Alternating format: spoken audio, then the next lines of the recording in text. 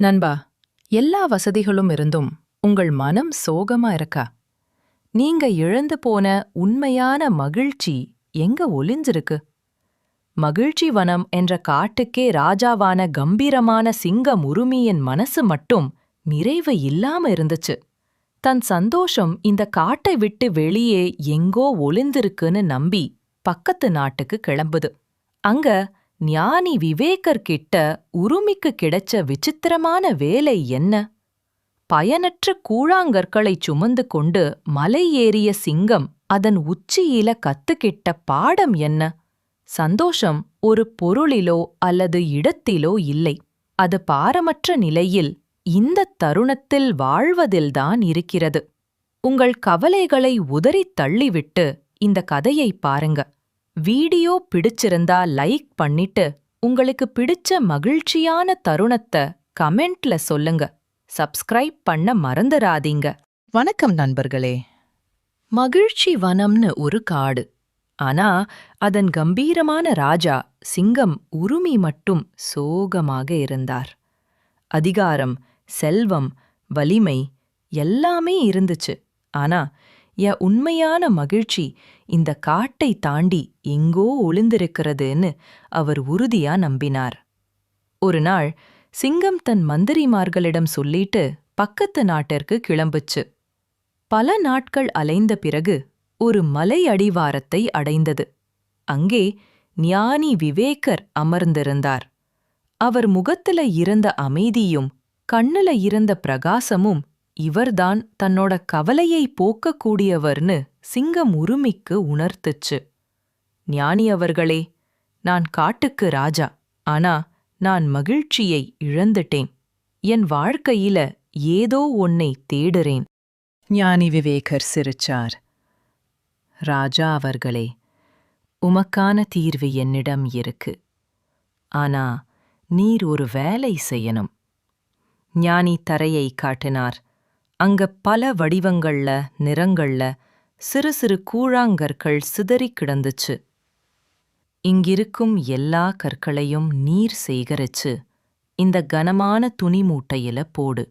ஒரு கல்லை கூட விட்டுவிடக் கூடாது.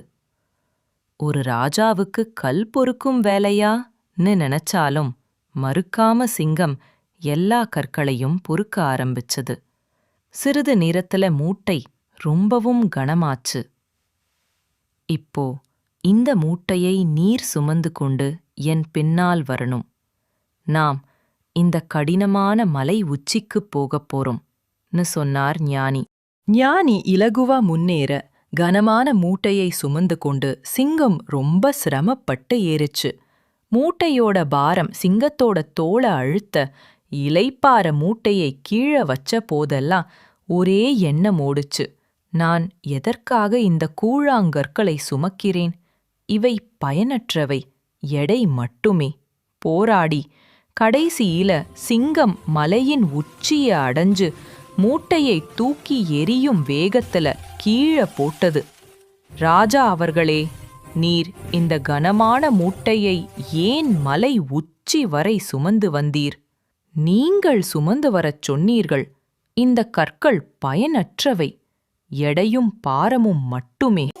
சரியாகச் சொன்னீர் ராஜா. இந்த கூழாங்கற்கள் தான் உமது கவலைகள். 8 நாட்களாக நீர் இந்த பயனற்ற பாரமான எண்ணங்களை சுமந்து கொண்டிருக்கிறீர்.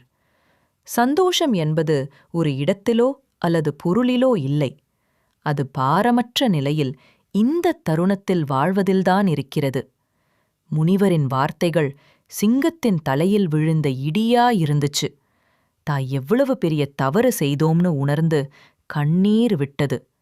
உருமிமலையின் உச்சியில அந்த கவலைகளின் மூட்டையை அங்கே விட்டுட்டு ஞானி விவேகரின் காலில் விழுந்து வணங்கியது. அன்றிலிருந்து சிங்கம் தனது பழைய கவலைகளையும் பாரங்களையும் உதறித் தள்ளியது. பாரமற்ற மனதுடன் தன் மகிழ்ச்சி வனத்துக்குத் திரும்பியது. மீண்டும் ஒருமுறை அந்த காடு உண்மையான மகிழ்ச்சி வனமாக ஜொலித்தது. மகிழ்ச்சியை வெளியில் தேடாதீர்கள். அது நீங்கள் சுமக்க மறுக்கும் பயனற்ற கவலைகளின் பாரங்களுக்குள் ஒளிந்திருக்கலாம். அந்த கவலைகளை உதறி தள்ளுங்கள். உங்க கவலைகளையும் தூக்கி எறியணும்னு நினைச்சா ஒரு லைக் கொடுத்துட்டு நம்ம சேனலை சப்ஸ்கிரைப் பண்ணிட்டு போங்க. நன்றி.